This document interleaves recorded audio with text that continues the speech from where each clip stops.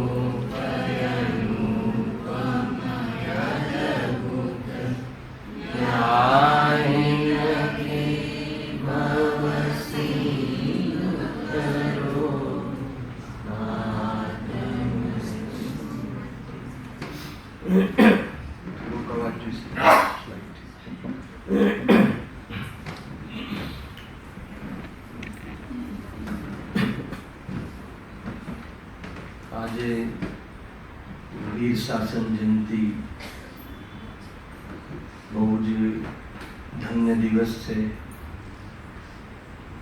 ભારત વર્ષ માટે તથા તમામ જીવો માટે આજે મહાન દિવસ છે. એક પ્રકારથી તીર્થોપત્તિ, તીર્થની ઉત્પત્તિ કહો કે વીર શાસન જયંતિ કહો, એક જ વાત છે. કેમ આજનો દિવસ મહાન છે કે જે વર્તમાન શાસનના એક વીર પ્રભુની દિવ્ય ધ્વનિનો આજે પ્રથમ દિવસ છે. 66 દિવસના વિરહ બાદ બહુ ઇંતજાર પછી જે આજે દરેક જીવોના હિતમાં નિમિત્ત બની એવી વાણી ઓમકાર ધ્વનિ આજે એક પ્રકારથી દિવ્ય ધ્વનિનો દિવસ રહ્યો. એનો પ્રવાહ શરૂઆત થઈ. હમણાં આપણે ભક્તિમાં પણ એનો વિચાર કર્યો હતો. 2-3 બાબતો છે એની સામાન્ય આજે યાદ કરીશું કે તીર્થની જે ઉત્પત્તિનો દિવસ કહેવાય છે એટલે શું? તીર્થ એટલે જેના દ્વારા તરાય એને તીર્થ કહે છે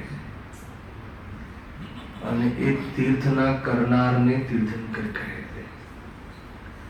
મૂળ તો એનું ભાવવાચન શું છે કે જેના દ્વારા તરાય. તો કોના દ્વારા તરાય? તો કે શુદ્ધાત્મા ભગવાન આત્મા દ્વારા તરાય. એટલે ખરેખર તો ભગવાન આત્મા તીર્થ છે. તીર્થ ક્યાં છે શિખરજી? તો કે નહીં, ભગવાન આત્મા તીર્થ છે. બીજો તીર્થનો અર્થ થાય છે ઉપદેશ, તત્વનો ઉપદેશ, કે જે તરવામાં કોઈ ઉત્કૃષ્ટ નિમિત્ત હોય એકમાત્ર ભગવાનની આ દિવ્ય ધ્વનિ છે કે જેના માધ્યમથી આ તત્વ ભગવાન આત્માનું સ્વરૂપ આપણને ખ્યાલમાં આવે અને એ જો શ્રદ્ધાનમાં આવે અને એનો આશ્રય લઈ એમાં સમાઈ જાય તો સ્વયં પરમાત્મા બની જાય છે. એટલા માટે આ તીર્થોત્પત્તિ અર્થાત તીર્થની ઉત્પત્તિનો દિવસ છે, મહાન દિવસ છે. એમાં જે ઘટના ઘટી એ તો બધાની ખબર છે અને એમાં ઘણા સિદ્ધાંતો સિદ્ધ થાય છે, નિમિત્ત ઉપાદાન ક્રમબદ્ધ બધા છે. એની ખૂબ ચર્ચા નહીં કરીએ કેમ કે આપણને ખ્યાલ પણ છે. પણ 1-2 વાત મારે એમ બતાવી છે કે જે ભગવાનની વાણી સાંભળી અને દ્વાદશાંગની રચના કરવાની પાત્રતા જેનામાં હોય એવા શ્રોતાની હાજરી હોય ત્યાં ભગવાનની વાણી કહે છે. સાંભળજો 1-2 વાતો ખાસ. ત્યાં તો સભામાં ઘણા મુનિરાજો ભાવલિંગી સંતો બિરાજતા હતા. એવું નથી કે નતા બિરાજતા, પરંતુ એવા મુનિરાજ, એવા શ્રોતાની જરૂર છે નિમિત્ત તરીકે કે જે ભગવાનની વાણી ખરે અને અંતર્મુહૂર્તમાં દ્વાદશાંગની જ્ઞાનમાં રચના કરી લે. એવી જેની પાત્રતા છે જ્ઞાનની, એવા શ્રોતા જે સભામાં હોય તો એવા નિમિત્તપણામાં ભગવાનની વાણી કરે છે. એક શરૂઆત થાય છે એની વાત. હવે જે ઇન્દ્રવૃત્તિ ગૌતમ, એ બધાને ખ્યાલ છે કે એ ગ્રહિત મિથ્યા દ્રષ્ટિ જે આપણે ત્યારે ચાલે છે, આપણે દ્વેષ ન કરવો જોઈએ એ વાત મારે કહેવી છે કે પ્યોરલી ગ્રહિત મિથ્યા દ્રષ્ટિ, મિથ્યા દ્રષ્ટિ નહીં, ખાલી ગ્રહિત મિથ્યા દ્રષ્ટિ.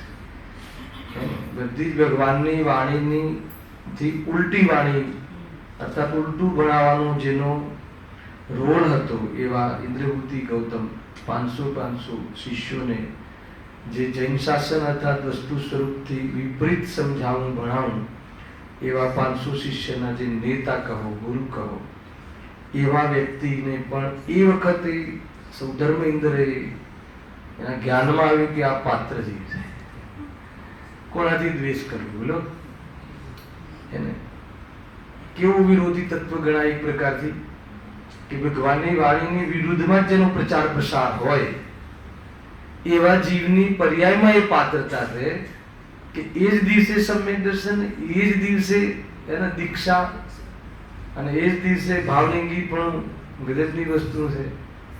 ભગવાનના દર્શનના પહેલા માનસતમ જોતા જ સમ્યક દર્શન, ભગવાનની પાસે આવતા પહેલા મુનિ દીક્ષા, ગજબ છે. શું પુરુષાર્થ!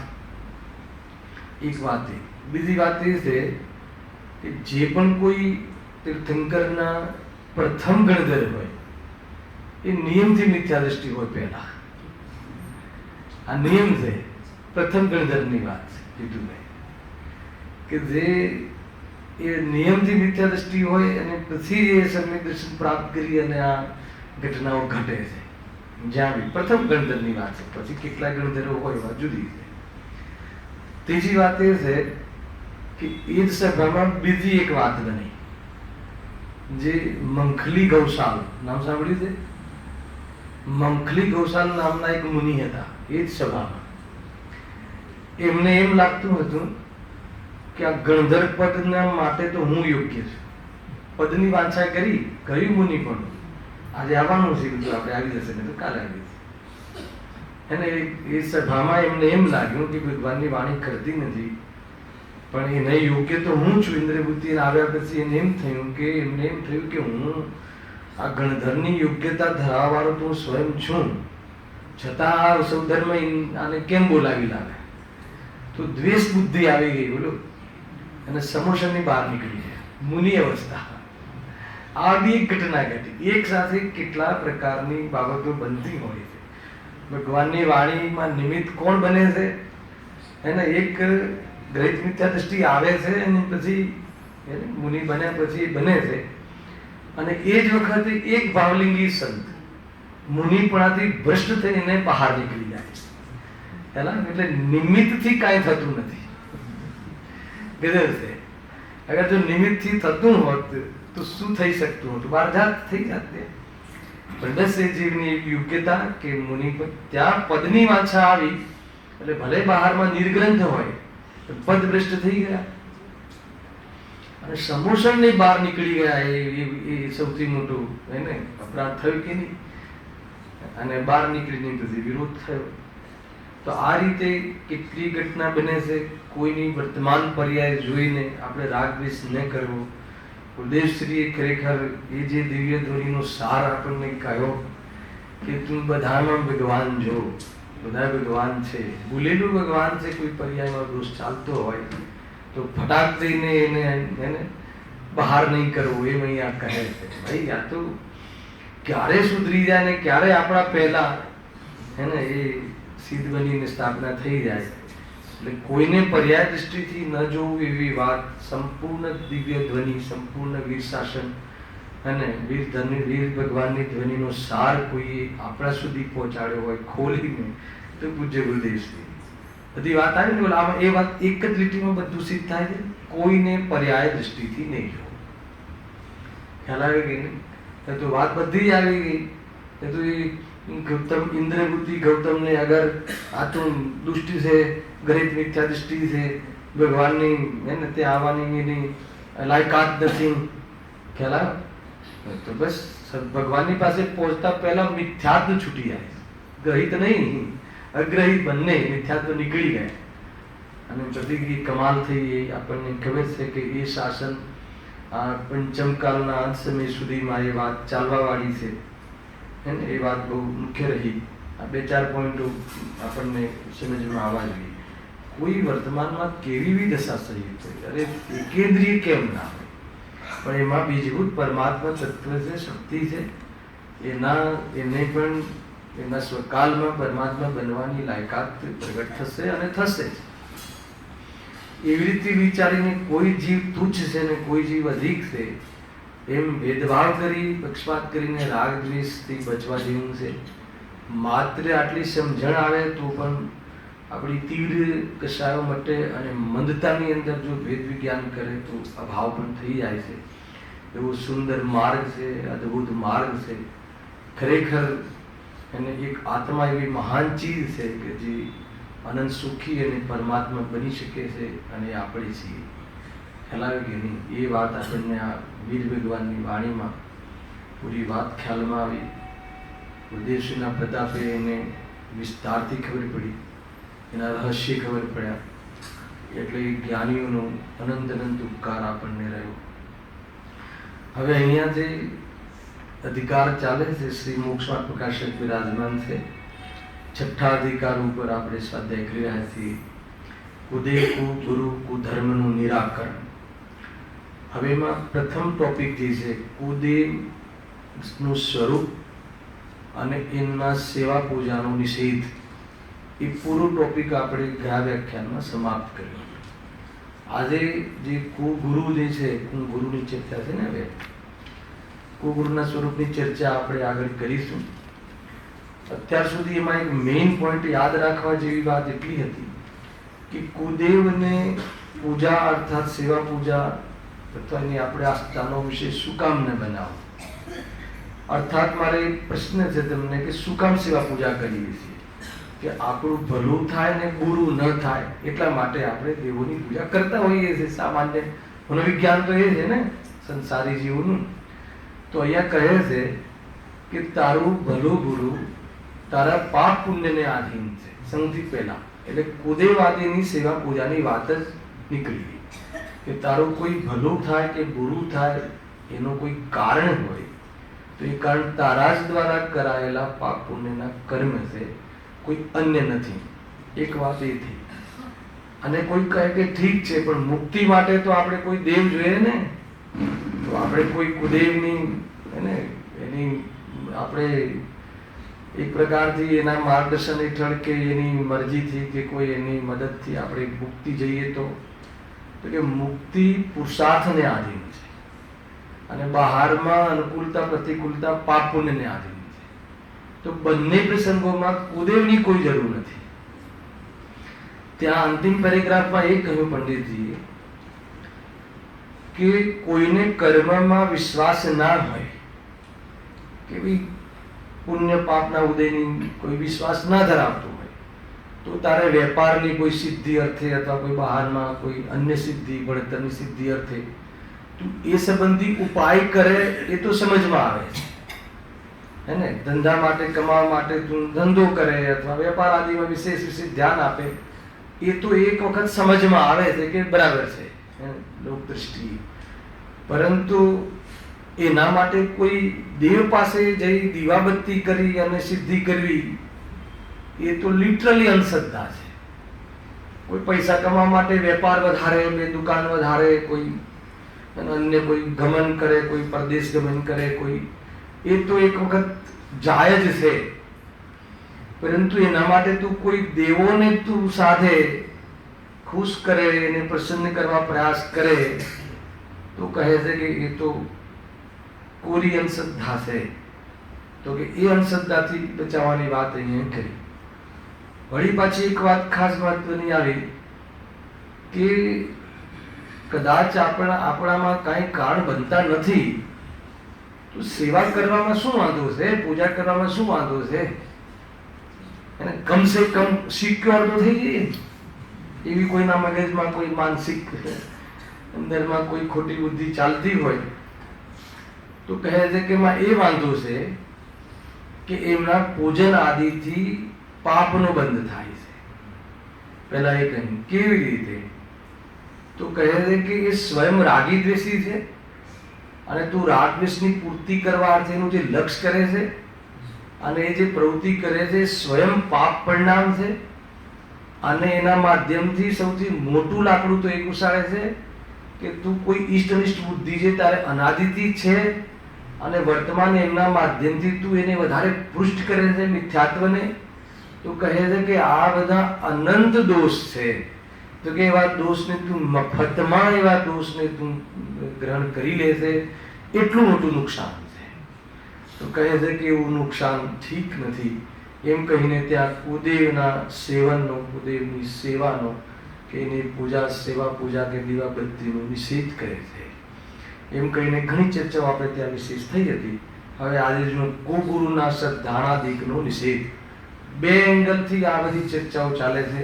પહેલા તો કુદેવના સ્વરૂપની ચર્ચા કરશે અને એની શ્રદ્ધાનો કે એની પૂજાનો નિષેધ કરવા પાછળ જે કુદેવના પ્રકરણમાં જે યુક્તિ અને જે એમાં આધાર હતો એ જ તર્ક અને યુક્તિ દ્વારા અહીંયા સમજાવશે.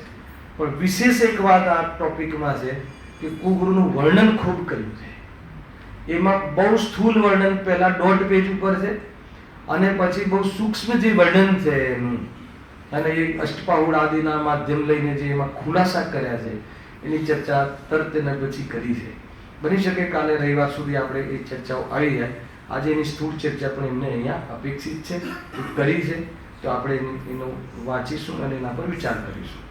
પેજ નંબર 175, કુગુરુના શ્રદ્ધાનાદિકનો નિષેધ.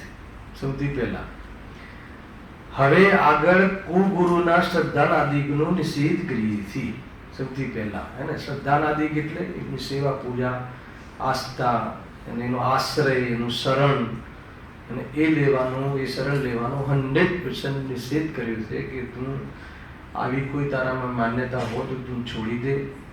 મોક્ષ માર્ગ દૂર દૂર સુધી નહીં ખુલે, સુખના કોઈ દિવસ સારા દિવસો નહીં આવે, એટલે તું ચેતી જા અને સાચા માર્ગને તું ગ્રહણ કર. જ્ઞાનીઓના હૃદયમાં એક જ કરુણા હોય છે કે તું સાચા માર્ગે લાગી જા. અને ખરેખર એ જ કરુણા છે, ધર્મ નથી. જોડે એ વાત તો ગુરુદેવની છાપ છે. ભાઈ એ કરુણા છે, એ ધર્મ નથી. કરુણા આવે ભૂમિકા અનુસાર, જ્ઞાનીઓને પણ આવે, પરંતુ એ દુઃખ છે શાનું? ઓલો મોક્ષે ન જતો એનું કે રાગનું? ખ્યાલ આવે કે નહીં? ઓલો મોક્ષે નથી જતો એનું દુઃખ નથી, એને આટલો રાગ મને આવે છે એનું દુઃખ છે. ખ્યાલ આવે? ગજબ છે ભાઈ. જો બહુ સુંદર ચર્ચા કરી છે, વાંચીએ છીએ. જે જીવ, પેલા આખો પેરેગ્રાફ વાંચું છું, બહુ શાંતિથી ઉપયોગ લગાવીને સાંભળ્યું. સારી મેટર અહીંયા છે.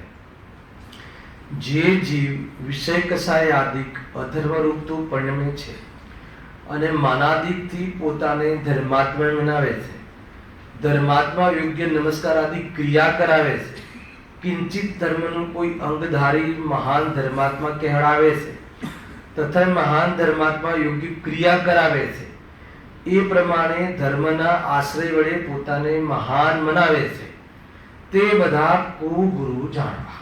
આ કુગુરુની પરિભાષા. કુગુરુ કોને કહે છે?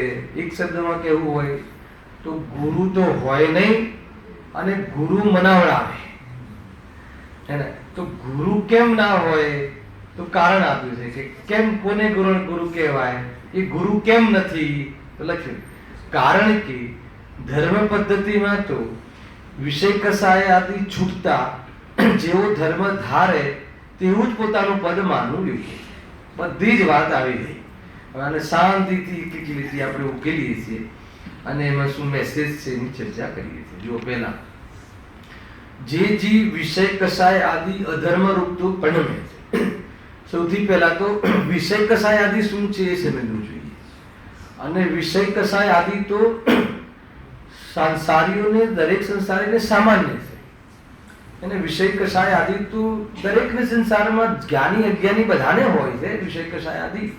તો વિષય કષાય આદિ હોવું એ કોઈ કુગુરુ પણ નથી.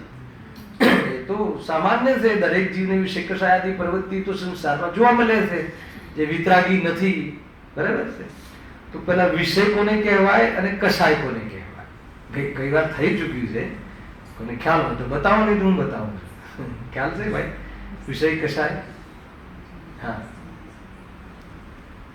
કહું હું કહું ખ્યાલ હોય પણ ભૂલી જવાય. એને તો જે પાંચ ઇન્દ્રિયના જે વિષય છે, પાંચ ઇન્દ્રિયોના જ્ઞાનમાં જે જ્ઞેય બને છે એને વિષય કહેવાય. બરાબર છે. વિષય આપણા જ્ઞાનમાં કયો વિષય બને છે? ઇન્દ્રિય જ્ઞાનનો વિષય કોણ છે? પૂતગલ. સ્પર્શ રસ ગંધ વર્ણ શબ્દ આદિ જે શું છે? પાંચ ઇન્દ્રિયના જ્ઞાનનો વિષય છે. હવે વિષયની સાથે જે અભિલાષા પ્રગટ થાય છે, ખ્યાલ આવે કે નહીં? એ વિષયને ભોગવવાની, પ્રાપ્ત કરવાની, રાખવાની, હટાવવાની, જે અંદરમાં અથવા મૂળ તો ભોગવવાની જે અભિલાષા છે, અને એ અભિલાષાની પૂર્તિ અર્થે જે રાગ દ્વેષની પ્રવૃત્તિ છે એને શું કહેવાય છે? કષાય. અને આને પૂરા શબ્દમાં કહીએ તો આ પૂરું વિષય કષાય છે. અને એ વિષય કષાય અથવા તો એ રાગ દ્વેષની પ્રવૃત્તિ પૂર્તિ કરવા અર્થે જે પણ કંઈ કરવું પડે અથવા કરે છે એને શું કહેવાય? પાપ. હિંસા, જૂઠ, ચોરી, ખુશી, પરિગ્રહ. આ તો ફ્રેમમાં આવી ગયું, બરાબર? તો આવી વિષય કષાયની પ્રવૃત્તિ તો સામાન્ય જનને સંસારમાં બધાને હોય છે. અને આ કયું પરિણામ છે? અધર્મ રૂપ પરિણામ છે. લખ્યું છે આ અધર્મ રૂપ તો પરિણમે છે. ત્યાં સુધી કોઈ કુગુરુનું બેનર નથી. એ તો બધા પરિણમે છે. એ તો જ્ઞાની બી ચતુર્ગુણ સ્થાનમાં પરિણમે છે. ભોગ વિલાસમાં તો રહે છે, પાપોમાં દેખાય છે. બધા પાંચે પાપોમાં દેખાય છે. એને પાંચ પાપનો ત્યાગ તો મુનિરાજને હોય છે. એક દેશ ત્યાગ શ્રાવકને હોય છે, પાંચમા ગુણ સ્થાન. અને એમાં ઉપાદેય બુદ્ધિનો ત્યાગ ચતુર્ગુણ સ્થાને હોય છે. અને ઉપાદેય બુદ્ધિ વગર બિંદાસ નિશંક રીતે કરે એવું પહેલું ગુણ સ્થાન હોય. ખ્યાલ આવે કે નહીં? નિસંગ થઈને કરે કે આમાં શું ખોટું કરીએ છીએ, અમે વેપાર કરીએ છીએ, એમાં શું ખોટું કરીએ છીએ, કરવા લાયક છે એવું માનીને કરીએ છીએ, એ શું ખોટું છે? બોલો, આપણે મોઢે કહેવડાવે કે બોલો કરવા લાયક છે કે નહીં, પૈસાની જરૂર પડે છે કે નહીં, મોંઘવારી છે કે નહીં, તો કરવું પડે કે નહીં કરવું પડે? હે ને? મુનિ બની જાઓ કાં તો વેપાર કરો. એનું એવું કેમ છે? અરે બહુ આમાં તો બધી બહુ એની બુદ્ધિ ખરાબ છે. તું કરવા લાયક માનીને કરે છે. ખરેખર મોક્ષમાં પ્રકાશ 7મો અધિકાર આવશે ટૂંક સમયમાં. બહુ જોરદાર ચર્ચાઓ છે. અને એમાં આ વસ્તુ સમજાવવા ઘણા ઉદાહરણો આપ્યા છે. અને ઉપાદેય બુદ્ધિ તો હોય નહીં, પણ રાગાદિને પર પ્રવૃત્તિમાં હે બુદ્ધિ હોય અને પ્રવૃત્તિ દેખાય. ઘણા લાડમાં બહુ પ્રશ્ન થયા, એના બહુ વિસ્તાર થઈ. જ્યારે એને વેપાર કરી શકતો નથી ખબર છે, તો પછી વેપાર કરવા જાય છે કેમ? આ બધું બહુ ચર્ચા ચાલી આવશે આપણે. પછી એમાં મેં 3-4 ઉદાહરણ કે આમાં આપે ને, આમાં એક તો મુનિનું ઉદાહરણ આપે છે, એક રોગીનું ઉદાહરણ આપે છે, એક દંડનું ઉદાહરણ આપે છે. એવા ઘણા પ્રકારના એવા ઘણા ઉદાહરણો આવે છે, બરાબર છે. એના દ્વારા ચર્ચા થઈ છે. હાલ આપણો વિષય નથી, પલટાઈ જશે વિષય, પણ વચ્ચે ક્યારે બી એની આપણે ટચ કરીશું. અહીંયા વાત શું હતી કે આ બધા પરિણામો જે કેવા છે? અધર્મરૂપ પરિણામ છે. અધર્મ એટલે કોઈ વિકારી પરિણામ છે, બંધના પરિણામ છે. ત્યાં સુધી ખ્યાલ આવી ગયો? હવે જુઓ કુગુરુ પણ ક્યાંથી ઘૂસે છે. જે જીવ વિષય કસાય આદિ અધર્મરૂપ તો પરિણમે છે, એને બધા જ સંસારીઓ પરિણમે છે. અને આપણને નવાઈ લાગે આ વિષય કસાય આદિ રૂપ તીર્થંકરનો જીવ પરિણમે કે ના પરિણમે? તદ્ભવ મોક્ષગામી એ જ ભવે તીર્થંકર થવાના હોય એ જીવ પણ એ ભવમાં વિષય કસાય આદિ રૂપ પરિણમે કે ના પરિણમે? ગજબ છે, પરિણમે છે. હે ને? અરે બાળકો થયા, લગ્ન કર્યા કે ના કર્યા? ઊંડાક્ષરની કાલમાં તો દીકરીઓનો પણ જન્મ થયો, શું ના થયું? બોલો, ઘણી બધી બાબતો છે. એટલે શું કહો છો તમે? પ્રેરણા આપો છો પરણવાની? અરે કોઈ પરિણમે તો એને લઈને તું એને નહીં જો, અને તું પણ તારા એ પરિણામથી પોતાના સાથે મેળવીને અનુભવ નહીં કરા. એ આવશે, તું એમ થઈ જાય કે 100% સ્ટોપ થઈ જાય પછી હું ભેદ જ્ઞાન કરું, તો એમ નહીં બને. એના હોવાના કાલમાં ભેદ જ્ઞાન કરીને એની એકત્વ બુદ્ધિ તોડવાની છે, અને પછી સ્વરૂપમાં સ્થિર થઈને એનો ભાવ એના સ્વકાલમાં કરીને આગળ વધવાનું છે. આ પદ્ધતિ છે. તું કે નહીં મારે પેલા કાક રોજ ના અને હું તો ભગવાનની ભક્તિ બી જળના ભાવ કહી દીધા છે, અપ્રતિક્રમણ આદિ, તો પછી એને જાહેર છે ભક્તિનો ભાવ, તો પેલા એ બધું પેલા હું શું કરી દઉં, એ બધાને સ્ટોપ કરી દઉં ને પછી શાંતિથી આત્મામાં જઈને વિરાજીશ. તો કેમ નહીં થાય? અને એમ નહીં થાય. એ હોવાના કાલમાં જ તો તારે મજા લેતા શીખવાનું છે, તારે તારી સાથે રહેતા શીખવાનું છે. અને પછી આનંદમાં લીલા માત્ર નથી કશાયના ભાવ કરવાની વાત છે. રમતા રમતા થાય છે, વિચારતા અને દુઃખી થતા કશાયનો ભાવ નથી થતો. હાલ કે નહીં, ગજબની વસ્તુ ને બહુ વિચારવા લાયક વિષય છે પ્રભુભાઈ. તો ઘણી વાર આપણે આ રીતે કરીએ ને તો કે આ તો સારું છે, આ વિદ્વાન કે આપણને તીર્થંકરોને હોય છે, તીર્થંકરોને વિશે કશાય હોય છે, જ્ઞાનીઓને વિશે કશાય હોય છે, તો પછી આપણે હોય તો એમાં કોઈને શું વાંધો છે? અરે એને હોય છે એ તો કરનારી યોગની ઓરથી પરિસ્થિતિ બતાવી છે, પણ એ પોતે એને અનુભવ નથી કરતા મારું સ્વરૂપ સમજીને ઉપાદેય રૂપે, ત્યાંથી અલગ પડે છે અજ્ઞાનીથી એથી. અને એમાં કોઈ હર્ષ નથી, એને કોઈ એમાં કોઈ ગૌરવની વાત નથી, એ ગૌરવ નથી માનતા. એ બધી કેટલી બી એમાં દ્રષ્ટિકોણ છે, અને એમાં કોઈ દ્રષ્ટિ કેવી છે, અને એના બધી કેવી રીતે એનો આશ્રય છોડે છે અને આગળ વધે છે, એ બધી હમણાં 31મી ગાથા પૂરી થઈને એમાં બહુ ખુલાસા થયા હતા અષ્ટાનિકામાં થઈને. હાજુ જે જીવ વિષય કસાય આદિકના અધર્મ રૂપ તો પરિણમે છે, અને માનાદિક થી પોતાને અહીંયા કુધર્મ પણ આવ્યું, અને પરિણમે છે તો વિષય કસાય રૂપ, અને માનાદિક થી પોતાને ધર્માત્મા મનાવે છે, કહેવડાવે છે. ધર્માત્મા તો છે નહીં, ક્રિયા તો અધર્મ રૂપ છે, પરિણામ તો અધર્મ રૂપ છે, છતાં પોતાને શું કહેવડાવે છે? પોતાને આ ધર્માત્મા અર્થાત તો જ્ઞાની મનાવડાવે છે. એ જ વાસ્તવમાં કુગુરુપણું છે. ત્યાં કુગુરુત્વ આવી ગયું એનામાં. હવે જો આગળ બી એનો ખુલાસો કર્યો. ધર્માત્મા યોગ્ય નમસ્કાર આદિ ક્રિયા કરાવે છે એટલે શું કે જે ધર્માત્મા માટે જે વ્યવહાર કર્યો છે, જે પૂજનનો, એમના સન્માનનો, ઊંચા આસન પર બેસાડવાનો, એ બધું એ શ્રોતાઓ પાસે, શિષ્યો પાસે કરાવડાવે છે ને તો કે જો નહીં કરો તો શ્રાપ આપી દઈશ એમ કરીને ભયથી બી કરાવડાવે. જીવને ભય બહુ છે. મારો એક પ્રશ્ન છે કે ભય કઈ વાતનો છે? જયેશભાઈ મને બતાવો પ્રકાશભાઈ કે ભય તમને કઈ વાતનો છે? એવું શું છે કે ભય છે તમને? કઈ બાબતનું ભય? શરીર લૂંટાઈ જવાનું તમારું ક્યાં છે? પૈસા લૂંટાઈ જવાનો તમારા ક્યાં છે? જ્ઞાન લૂંટાઈ જવાનું તો કે લૂંટાઈ શકતું જ નથી, હે ને? એવું અભેદ છે પોતાના સ્વરૂપથી કે કોઈ લૂંટી વ્યવસ્થા જ નથી. એ પ્રકારની કોઈ વ્યવસ્થા પ્રકૃતિમાં નથી. જે જેનું છે એનું જ છે, એને બીજો એ લઈ શકે નહીં, બીજાનું થઈ શકે નહીં, બીજા પાસેથી મળી શકે નહીં. તો પછી ભય કઈ બાબતનો છે? તારું છે નહીં અને કોઈ લઈ જશે એ વાતનો ભય રાખવો એ કેટલી બુદ્ધિમાની છે, ખ્યાલ આવે કે નહીં? પણ કહે છે કે આ બસ અહીંયા જ તો એટલા માટે ભેદ જ્ઞાનના વિષય પર લે છે કે તું પહેલા એ નક્કી કર કે તારાથી જુદું છે, તારું છે જ નહીં. લક્ષણથી બતાવશે, પ્રયોગથી બતાવશે, વિધિથી બતાવશે, ઉદાહરણ યુક્તિઓથી બતાવશે કે તું સી રીતે તારું કહે છે એ બતાવ. તો પુણ્ય વપરાય જવામાં પુણ્ય વપરાય જવાથી એનાથી શું થશે? અરે પુણ્યનો તો અભાવ કરવાનો છે. પુણ્યના ઉદયનો અભાવ સિદ્ધોને હોય છે કે નહીં?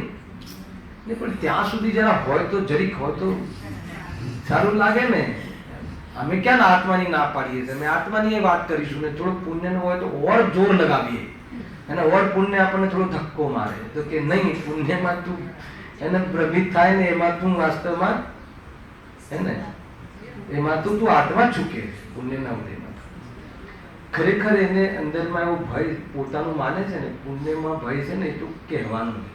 ખરેખર તો એને એમ લાગે છે ને કે આ બધું મારું જતું રહેશે, આ બધું મારું જતું રહેશે, અને હું કોઈને નારાજ કરીશ, કોઈ દેવને નારાજ કરીશ, અરે આજે મંદિર નહીં જાઉં ને તો પછી મારું અહિત થઈ જશે.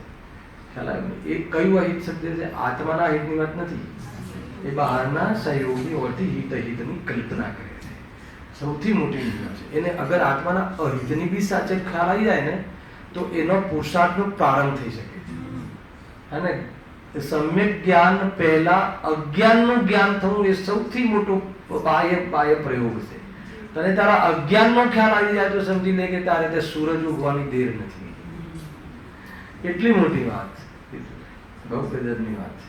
જો એને ધર્માત્મા કે નમસ્કાર આદિ ક્રિયા કરાવે છે. હવે જો કિંચિત ધર્મનું કોઈ અંગ ધારી મહાન ધર્માત્મા કહેવાય છે.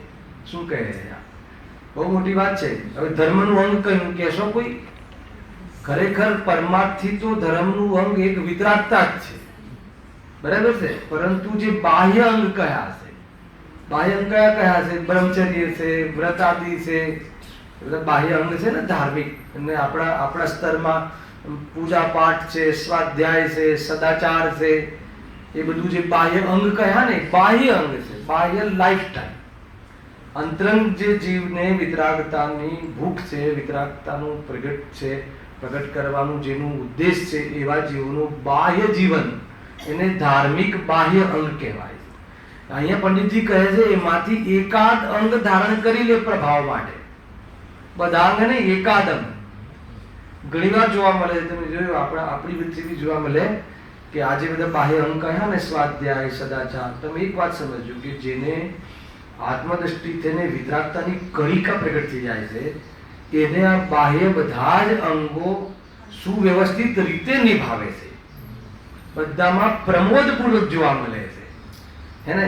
એમાં કોઈ એવું નહીં કે કોઈ એની અવગણના કરે, દ્રષ્ટિમાં નથી, પરંતુ એ સંબંધી બધામાં જ જોવા મળે. કોઈ એક અંગ તો જોરદાર કામ કરે. જનરલી તમે જોયું આમ જોવા મળે કે કોઈ વ્યક્તિ દાનમાં બહુ પાવરફુલ દેખાય અને કોઈ સંસ્થા એના ઘરેથી પાછી ના જાય, 2, 5, 10, 50 કરોડ આપી દે, પણ બીજા અંગોમાં ઝીરો હોય, મંદિરના ઠેકાણે ના હોય, સ્વાધ્યાયની ખબર ના હોય, સદાચાર તો ભગવાન જાણે, તો કહે છે કે એ ઠીક નથી. ઘણી વાર મેં એકવાર કહ્યું હતું કે આજે 5 ઇન્દ્રિય સંબંધી જે પ્રવૃત્તિ છે, ઘણા લોકોને કોઈ એક ઇન્દ્રિય સંબંધી પ્રવૃત્તિમાં તો બહુ જબરજસ્ત આમ ચુસ્ત હોય, બહુ જ કઠોર પાલન કરતું હોય, અને બાકીની ઇન્દ્રિયો બિંદાસ ખુલ્લી હોય. હવે એનું શું માનસિકતા છે, શું સમજે છે, આપણને કંઈ જ ખબર નથી. ખ્યાલ આવ્યું સર? માનો કે કોઈ જનરલી લોકો ચુસ્ત ક્યાં બતાવે છે? ભોજનમાં. રસના ઇન્દ્રિય સંબંધી બહુ જ આ નહીં, આ નહીં, આ નહીં, આ નથી ખાતા, અમે તો રાત્રિમાં નહીં, અમે તો ઘઉં બી ધોયેલા ને આ ને તે બધું એકદમ. અને બાકીની 4 ઇન્દ્રિયની તો કોઈ અનલિમિટેડ ખુલ્લી હોય, કોઈ એમાં મર્યાદા જ ના હોય, તો કહે છે કે આ તારું જીવન ઠીક નથી. એને સદાવશ્યક રૂપ જીવન અને બધું જ હોવું જોઈએ, સદાચારમય જીવન બી હોવું જોઈએ, સ્વાધ્યાય બી હોવું જોઈએ, પૂજા પાઠમાં બી ઉત્સાહ હોવો જોઈએ, હે ને? આપણા લોકોની શું ઇમેજ છે બીજા લોકોમાં કે આ લોકો ખાલી સ્વાધ્યાય કરે છે, બાકી બધું ઝીરો છે. લોકો એમ જ સમજે છે. હવે બની શકે કે એના માટે આપણે જવાબદાર હોઈએ. આપણે તો એ શું કહે છે નહીં, આપણે આપણા તરફ જોવું જોઈએ. ખ્યાલ કે નહીં ભાઈ? એટલા માટે હું 4 અંગોની વાત વાર તહેવારે કરતો હોઉં છું. અધ્યાત્મમાં બી કોઈ કમી નથી રાખતા આપણે ગુરુદેવશ્રીના પ્રતાપે. અને ગુરુદેવશ્રીમાં આચરણ સંબંધી શું એમના આચરણને તો ચરણાયુગ કહેવાય. ખ્યાલ આવે છે કે નહીં ભાઈ? બહુ જોરદાર વસ્તુ છે. મેં તમને કદાચ રાત્રે એક પ્રસંગ કહ્યો તો, હમણાં અહીંયા બી કહું તમને એને સમય આજે. હા, તો એક વિદ્વાન મને મળ્યા કે જે ગુરુદેવશ્રીના નિકટ બહુ રહ્યા. તમે બધા તો ખબર જ હશે, પણ આપણે યાદ કરીને કંઈક પ્રેરણા લઈએ છીએ. તો એ કહે કે એકવાર એવું બન્યું કે ગુરુદેવશ્રી સાથે કે અમે સવારે જતા હતા, તો એક કોઈ ભાઈ આવ્યા, કોઈ ખાસ વિદ્વતા હશે એની. તો બસ ગુરુદેવશ્રીને ડાયરેક્ટ રસ્તામાં જ તમે નિશ્ચયની ઉપાધિ કહો છો, નિશ્ચયની વાત કરો છો, વ્યવહારને તો ઉડાવો છો, એને તો લોકો સ્વચ્છંદ થઈ જશે, આમ કેમ? ચાલતા ચાલતા બોલે ગુરુદેવ ત્યાં ઉભા રહી ગયા, આમ ઉભા રહી ગયા. એ ભાઈ થોડા આગળ ચાલે કે સાંભળજો એમને કે મેં મારી આંખોથી દ્રશ્ય જોયું હતું, કદાચ તમને ખબર બી હોય છે તમે લોકો ત્યાં હતા. તો એ આગળ નીકળી ગયા, આ ઊભા રહ્યા તો પેલા ભાઈ પાછા આવ્યા, કહ્યા કે સાહેબ કેમ ઊભા રહી ગયા? તો એ ગુરુદેવશ્રી એટલું જ કહ્યું કે હું અગર તમારી વાત સાંભળવા માટે તમારી સાથે હું ચાલું તો કેટલા જીવોની અહીંયા હિંસા થઈ જાય, કેટલા જીવોના પ્રાણનો ઘાત થઈ જાય, કેટલી તકલીફ પડે એને. ખ્યાલ આવ્યો કઈ? એ જીવે ત્યાં ગુરુદેવના પગ પકડી લીધા, ચરણ. ખ્યાલ આવ્યો કે નહીં કે અહીંયા જીવંત ચરણાનો યોગ છે, વાતોમાં ચરણાનો યોગ નથી. આ એને મને કાલે હું એટલો ખુશ થયો કે ગજબ છે. અને ચરણાનો યોગની વાતો માત્ર નથી, નિભાવે છે. આચરણ, બાહ્ય આચરણ. જીતુભાઈ કદાચ આ પ્રસંગો તમને તો ખ્યાલ જ હશે, આ બધા તો આ તો સ્વીટ મેમરી છે, યાદ કરવા જેવું છે. પણ છતાં આપણને એ નથી દેખાતું. આપણે ભગવાન આત્માની વાતો શીખી લીધી, ગુરુદેવશ્રીનું એ સાઈડનું જીવન હજુ આપણે નથી જોયું. કદાચ એમાં કદાચ આપણે બહુ પાછળ છીએ અને એટલે આપણા ઉપર આંગળી ઉઠે એમાં નવાઈ નથી. હવે આંગળી ના ઉઠાવી હોય, આપણા એને ધર્મગુરુને આપણે બદનામ ના કરવા હોય તો આપણે આપણું જીવન બદલવું પડશે. અને ખરેખર તો આત્મહિત માટે બી બદલવું પડશે. બાહ્ય જીવનની વાત કરું છું. અંતરંગ જીવન, બાહ્ય જીવન અને અંતરંગ જીવન સાથે હોય છે, આગળ પાછળ નથી હોતું. હેલા એનો દ્રષ્ટિમાં નિષેધ છે, એમાં એને ધર્મ માનવામાં નિષેધ છે, પણ એને કરવામાં નિષેધ, એની ભૂમિકામાં કરવામાં નિષેધ કર્યો હોય તો અત્યાર સુધી જેટલા ભાવલેગી સંત થઈ ગયા હોય એમને એકેને મહાવ્રત ના આવે. બતાવો લોજિક. જે આચાર્ય કુંકુંદી મહાવ્રતને અભિસારિકા, શું નામ આપણે, અભિસારિકા મહાવ્રતના પરિણામ અભિસારિકા રૂપ છે. ખ્યાલ આવે છે? એવું કહેવા વાળા મુનિરાજને નિરતિ 4 મહાવ્રતનું પાલન હોય. ક્યાંથી જોશો તમે? અભિસારિકા ખ્યાલ છે ને? બોલો, એટલી ખરાબ ઉપમા, એવી ખોટી ઉપમા આપણે અહીંયા બોલવું હોય તો આપણને સંકોચ થાય. તો પણ આચાર્ય દેવ વિના સંકોચે એવા ખાતામાં ખતવે એ પરિણામને, અને છતાં એમના જીવનમાં દેખાય. એનો અર્થ કે રાખવા લાયક નથી, પણ જ્યારે એ ભૂમિકાથી અવિરુદ્ધ ભાવ પણ નથી. સમજમાં આવે છે વાત? ભાઈ હું જોડે એટલે આ બધી વાત કહું છું કે સાથે સાથે આપણે ગળાવવું જોઈએ ને, ક્લિયર થવું જોઈએ ને, એટલા માટે નિર્દેશ જો કિંચિત ધર્મનું કોઈ અંગ ધારી મહાન ધર્માત્મા કેવડા બાર કોઈ એક વસ્તુ સ્વાધ્યાય પકડી લે કે નહીં, આપણે તો બસ. અને એને શું જોઈએ છે? બેનર જોઈએ છે કે આ અમારા મુમુક્ષુ મંડળીમાં કોઈ સૌથી કોઈ સ્વાધ્યાયી હોય તો નામ આપું તમારું, પ્રફુલ્લભાઈ છે. તો પ્રફુલ્લભાઈને એમ થાય કે મારો મોક્ષ થઈ ગયો. થઈ ગયો કે રહી ગયો? એમાં એમાં સંતુષ્ટ થઈ ગયો તો મોક્ષ થઈ ગયો કે રહી ગયો? મોક્ષનો મોક્ષ થઈ ગયો. સમજ આવે કે નહીં?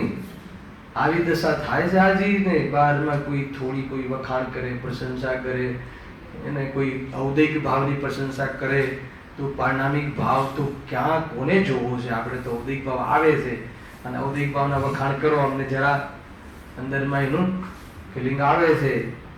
આ જીવની બહુ જ ખોટી બુદ્ધિ છે. તમને સ્થૂળ લાગતી હશે વાતો, કેમ? અરે અહીંયા અટક્યો છે જીવ. જ્ઞાન ગમે એટલું કરી લે, એને જ્ઞાન 11 અંગનું પૂરું કરી લે, એને બધા જ ઉકેલ લાવે, પણ અંદરમાં કોઈ અભિપ્રાય ના પલટે, મોટ ઢીલાસ બી ના આવે, તો કહે છે કે માર્ગથી દૂર જવામાં એ જ્ઞાન અર્થાત તો ભવમાં હેતુ બને. કયું જ્ઞાન? 11 અંગનું જ્ઞાન. 5 પરમાગમ તો આવું આગળ રહી ગયા. શામાં હેતુ બને છે? ભાવ હેતુ બને છે. બહુ એને આટલો બધો અભિનય કરાય જીનવાણીનો. એને આજે કયો દિવસ છે? વીર શાસન જયંતિ ભગવાનની વાણીનો. અને તું એ વાણીને અહીંયા હેતુ બનાવે, ભવનો ભાવ હેતુ જો ન બનાવે પણ ભવમાં હેતુ બનાવે, તો કહે છે કે ભગવાનની વાણીની ને ભગવાન આત્માનો આનાથી મોટો અનાદર કયો હોય છે? ભાઈ સમજવા જેવી વાતો છે ભાઈ. હે ને બહુ સંતુષ્ટ નહીં થઈ જવું ભાઈ. લોકોને એવું થાય છે કે આપણને બહુ આવડે છે, હે ઠીક નથી. ગામમાં કોઈ ગુરુદેવશ્રીના પ્રવચન ચાલતા હોય, કોઈ વિદ્વાન, ગુરુદેવશ્રી કહેતા કોઈ ગુરુ આવ્યા હોય, કોઈ વિદ્વાન આવ્યા હોય, એને તો ગમે તેવા કામ છોડી અને સ્વાધ્યાયન કરવું જોઈએ, આવવું જોઈએ. નહીં તો શું રહ્યું આખિરકાર? અહીંયાથી બહાર જઈએ તો પછી શું છે પ્રભુભાઈ? આ લીધું, આ વેચ્યું, આ કર્યું, તે ના આપ્યું, તું લેટ આપ્યું, મેં જલ્દી આપ્યું, આને કશાય ક્લેશ સિવાય બીજું શું છે? માંડ 1 કલાક એ ક્લેશથી બચવાની વિધિ આપણી પાસે આવે, હે ને? ઘણી બધી બાબતો તમને ખ્યાલ છે જે આપણે આજે જે ગૌતમ ગણધર દેવને આપણે આજે મહિમા કરી રહ્યા છીએ, એ ભગવાનના સૌથી ઉત્કૃષ્ટ શ્રોતા. એક બી પ્રવચન એમને નહોતું છોડ્યું ભગવાનને. 3 જ્ઞાનના ધારી, સ્વયં દ્વાદશાંગના ધણી. એમને એવું ના લાગ્યું કે મને બધું આવડી ગયું છે, હવે તો દ્વાદશાંગનું કામ, હું તો આમે હવે મોક્ષે બી જવાના છે. ભગવાનની વાણીમાં પૂછી લીધું, પછી હવે હું ભગવાન તમારી પાસે સાંભળવા શું કામ? એક બી દિવ્યધ્વનિ જેટલા કલાક ખરે છે એમાંથી 1 સેકન્ડ બી એ સભામાં બહાર નહીં. અને જ્યારે ભગવાનની વાણી ખરવાનું બંધ થઈ ગયું તો અલોપ થઈ ગયા, સમુશનથી બહાર અથવા બીજે દૂર. મારે તો ભગવાન કામ જ એટલું છે તમારી સાથે, એને વચ્ચે 1 દિવસ ગેપ પડે છે ને. ધન્ય તીરથ અંતિમ દિવસ ભગવાનની વાણીનો, કાળી ચૌદસમાં વાણી ના ખરી અને દિવાળી અમાસના દિવસે ભગવાન દેખાય, દર્શન જ ના મળે. ફિનિશ. કપૂરવત ફિનિશ. સિદ્ધાલયમાં જઈને વિરાજમાન થઈ ગયા. બોલું તો લોકો આવ્યા હશે અમાસના દિવસે, ભગવાન ક્યાં ગયા, હે ને? પણ ધન્ય તીરથમાં જે અંતિમ વાણી ખરી એના પછી શું કામ છે આપણે ભગવાનનું? તો મુખ્ય તો એ જ કામ હતું ને. તો એટલા બધા પાઠી જીવો પણ ભગવાનની વાણી છોડતા નથી. એટલે ગુરુદેવશ્રીનું પ્રવચન સમજો અનુકૂળતા ના હોય તો જે ક્ષેત્રે જ્યાં બેઠા હોય ત્યાં બહુ વ્યવસ્થાઓ છે, છોડવા જેવું નથી એમ કહું છું. હલાવ્યું કે નહીં? દિવ્ય ધ્વનિનું બીજું રૂપ છે. હલા મેં હમણાં 31મી ગાથા લીધી તો એમાં એક પાનું ગુરુદેવના પ્રવચનથી એક લીટીમાં ખોલીને લીધું. અહીંયા સદિત સામે મેં કીધું કે આટલી બધી મેટર છે. આ એક શબ્દમાં, એક વાક્યમાં, ગુરુદેવના એક વાક્યમાં પરમાગમ હોય છે, ધ્યાન રાખજો. અવગણના કરશો તો બીજી કોઈ વસ્તુ હાથ નહીં લાગે. અને આ તો આપણે તો એમને કહેલી વાતોને આપણી ભાષામાં, ચાલતી ભાષામાં આપણે એક વિચારમાં મૂકીએ છીએ એકબીજાની સામે. બાકી આપણી તાકાત નથી, આપણું સામર્થ્ય નથી આ વાત કહેવાની. એ વાત સમજવી જોઈએ. શું કહે છે?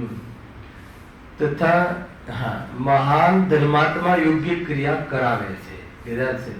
સામેવાળાને કહે કે ભાઈ અમે આવા વાળા છે, જરા ઊંચું આસન મૂકજે, એને લોકોમાં પ્રભાવ પડવો જોઈએ, મારી આસ્થા રહેવી જોઈએ.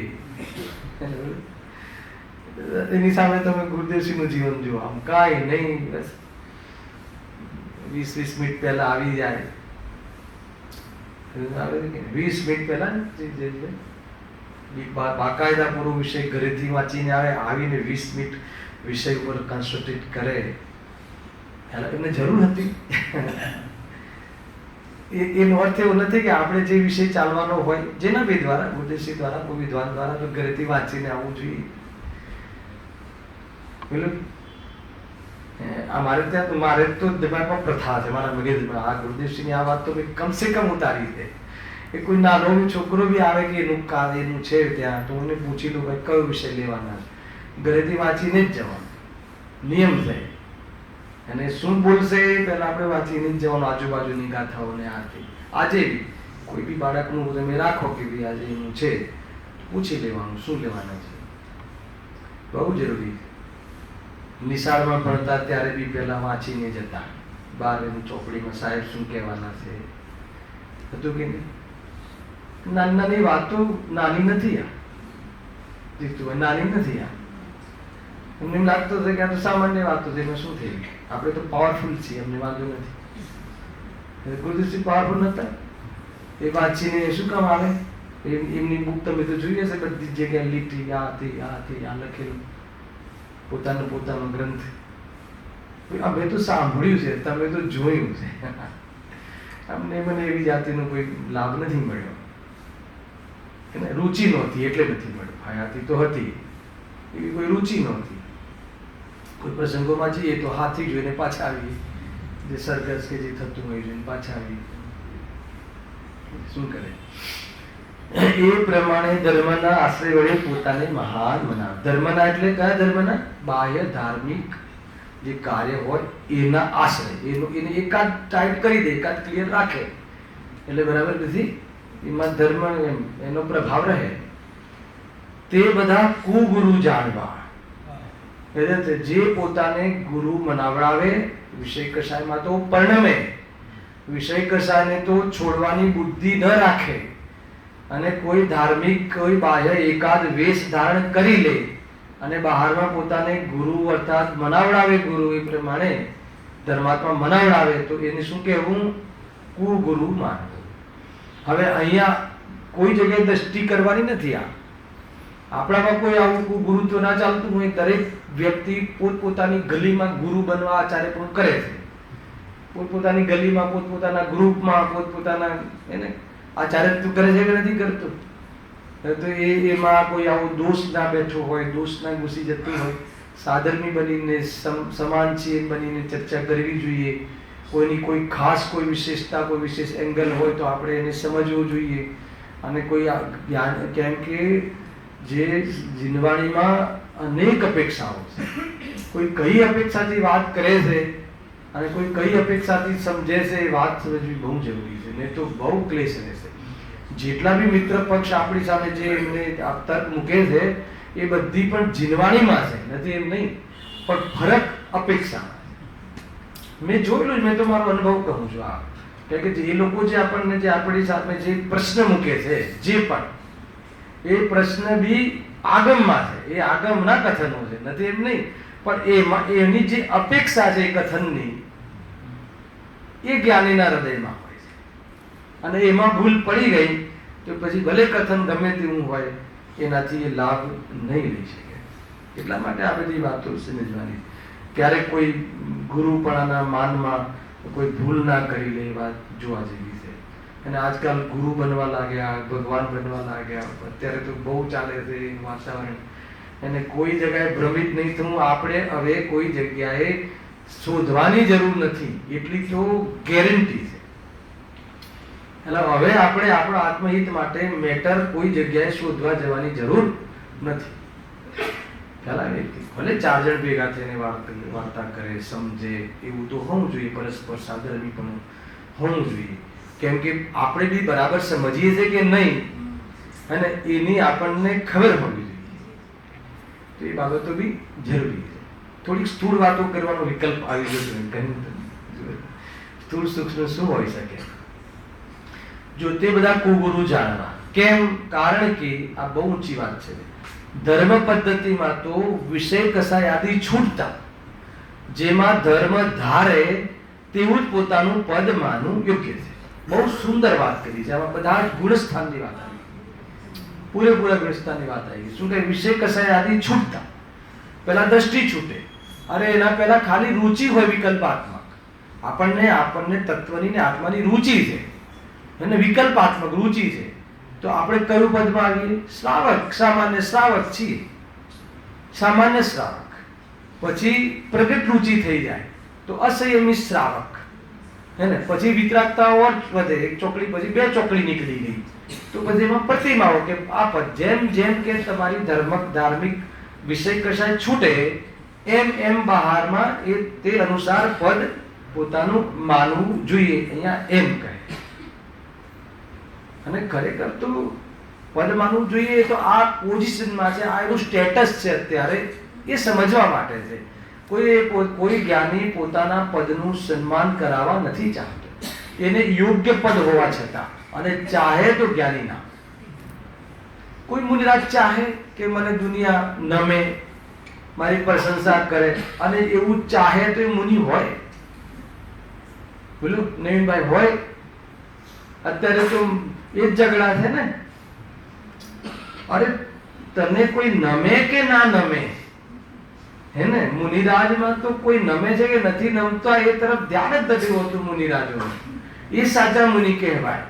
અરે નમે શું, તને નિંદા કરે એને તારી નિંદા કર હા થાય. મુનિરાજને કહે છે આચાર્ય ગુરુકુંદેવ તો પણ હે ને તારે એનું અવિનાશી કલ્યાણ. બિચારી એક બિચારો જીવ એક સમયની પર્યાયમાં દુઃખી છે, ક્યારે એ આત્માનું ભાન ને જ્ઞાન કરે અને એ પણ માર્ગમાં લાગી જાય. એ સિવાય કદાચ રાગ આવી જાય તો આનાથી વિપરીત રાગ આવે જ નહીં.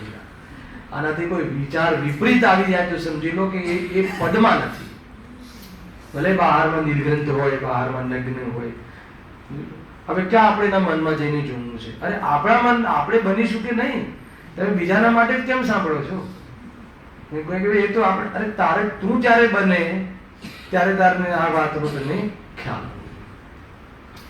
એ રીતે છે. જો થઈ ગયું છે ને સમય. હા, તો એ પ્રમાણે અહીંયા કહ્યું છે. હવે એક એક આ વિષયને જબરજસ્ત ખોલે છે. ગુરુના સ્વરૂપમાં બહુ સમય લીધો છે પંડિતજીએ. હવે પહેલા જે કુલ અપેક્ષાએ ગુરુપણાનો નિષેધ કર્યો છે. કુલ ગુરુ બી હોઈ શકે, કુલ દેવી, કુલ ગુરુ. દરેક કુળની એક દરેક ફેમિલીની એક દેવી હે ને. કેટલા દેવો છે? 33,000 કરોડ કઈ હે ને. ઇન્ડિયાની પબ્લિક કેટલી છે? એક દેવને એપોઇન્ટ કરવું પડશે. દરેકને કુળ ગુરુ હોય છે. તો કુળ ગુરુ નામનો કઈ ગુરુ જ નથી એમ કહે છે. અને બહુ જોરદાર ચર્ચા કરી છે, જે અંદરમાં કોઈ ગલત માન્યતાઓ છે એને બહુ દૂર કરાવી છે. અને એના પછી જે સૂત્ર પાહોડ ને દર્શન પાહોડમાંથી જે ગાથાઓ કોટ કરી છે પંડિતજી સિલેક્ટેડ, બહુ અદ્ભુત ચર્ચા છે. બાકી ચર્ચા આપણે કાલે કરીશું. સહેજાનંદ